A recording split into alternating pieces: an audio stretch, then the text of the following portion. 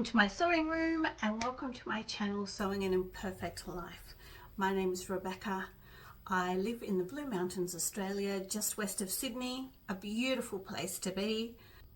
My channel is about enjoying the creative process, being as sustainable as you can be, enjoying what you make, whether it's a space, whether it's a meal, whether it's a garment. I hope you enjoy today's creative endeavour. Today's project is the Helmi Blouse from Forget Me Not Patterns. I am using a fabric from my stash. The pattern is also from my stash. I have used it before. The Helmi Blouse is a semi-fitted blouse for lightweight woven fabrics. I'm sewing it today in a lightweight, a medium cotton.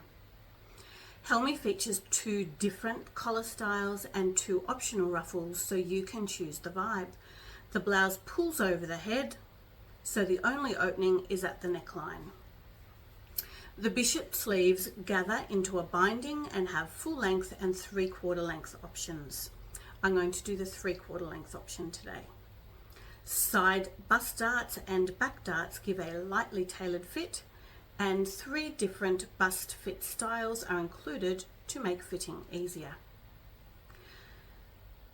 I'm going to do the Peter Pan collar option today, but there is also a stand collar, cotton, linen, or a chiffon for a challenge are the recommended fabrics. Helmi patterns do a really good job of breaking down all the techniques. They are one of the best instruction packages I've found. They don't just mention it, they have diagrams and they walk you through each technique. It's very clear. So if you're looking to try some different techniques like a stand collar or a Peter Pan collar, or even doing a lightly tailored fit with the darts, the Forget Me Not Patterns, this is a great company to go with. Very helpful.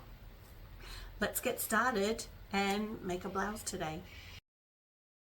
And I'd forgotten how great this pattern is because it has different bust sizes as well. So I previously cut this out in the size 46 and I checked all the measurements. I'm going to go put this on and then cut it out to a size 44. There are 2 pattern pieces that need interfacing. One of them is the upper collar, and the other one is the front neck facing. So I've cut them out a tiny bit smaller than the actual pattern piece to avoid sticky glue, and I've got my iron hot and a piece of fabric to go over the top so it all doesn't stick too much.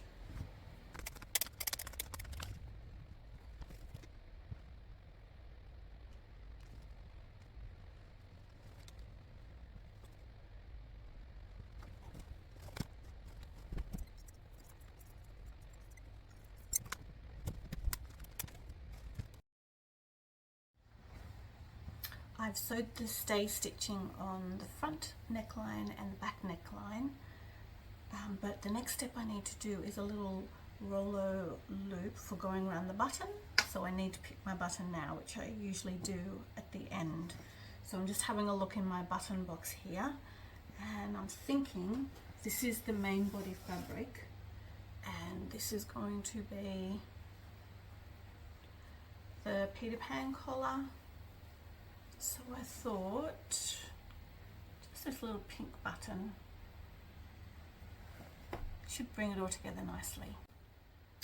For my Rollo loop, if I make something titchy small with soft material, my machine kind of just chews it up. So I've got some bias binding, and I thought this went nicely with the button because both of those colours are in the fabric and it kind of keeps the patchwork theme going. So I'm going to fold this in half, sew down one edge, and that is the loop done and ready to attach to my front neck facing.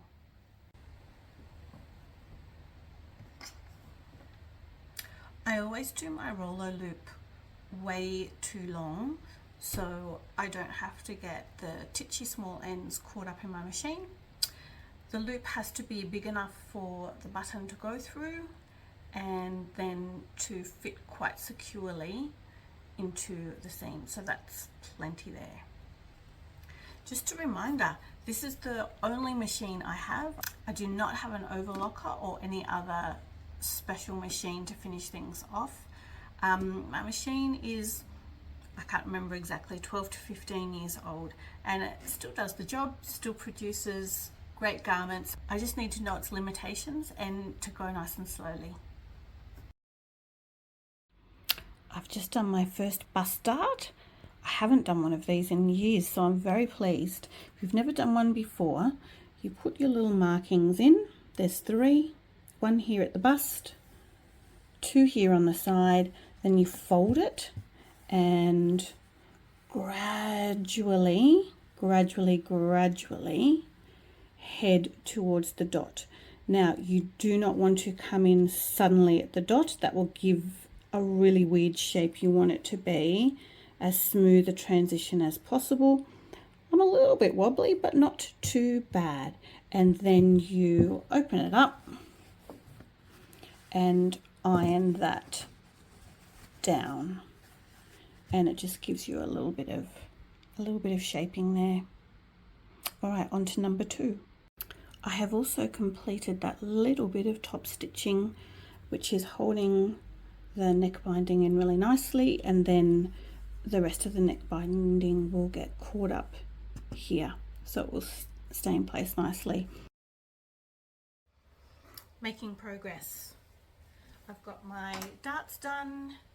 I've joined my shoulder seams and pressed them on both sides. Makes it really crisp.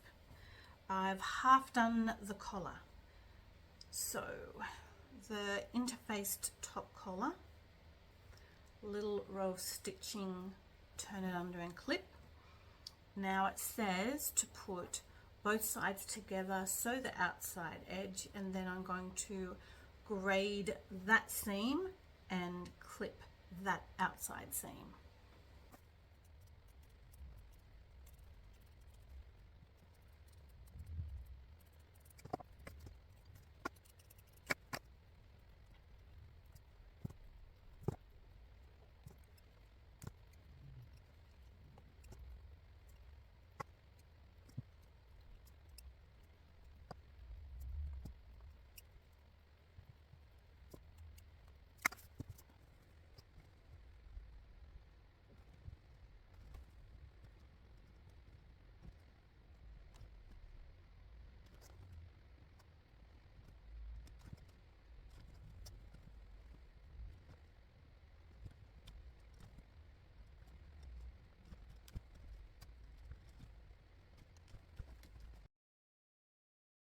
I'm making good progress, and I've got the sleeves pinned in, ready to straight stitch and set into the shoulder.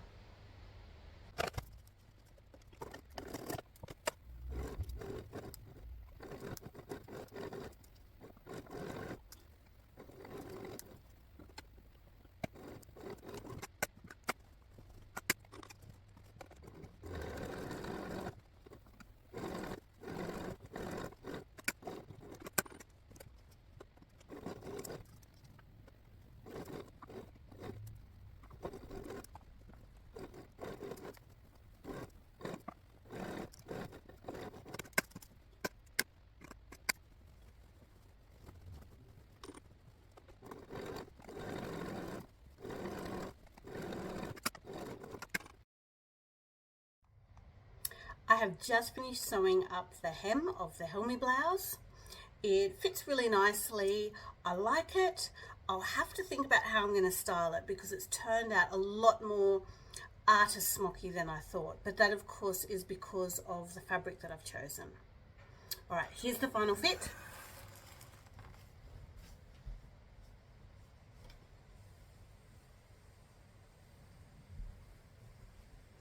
I used the fabric from the collar to go around the cuff on the arm as well, and I really like that finish.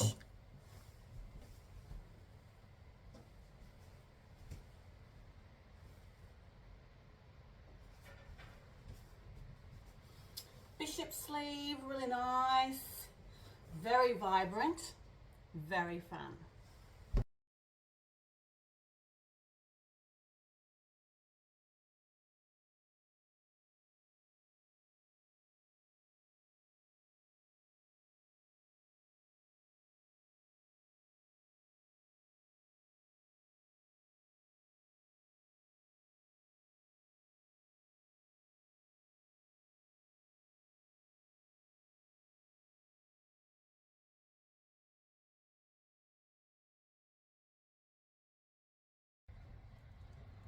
I found some photos of the previous Helmi blouse that I made.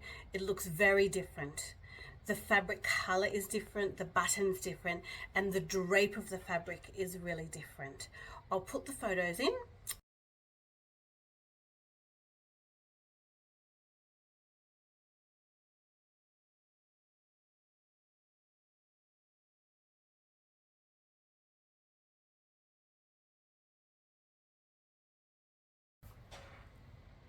I hope you have enjoyed the process of looking at making the Helmi blouse with me.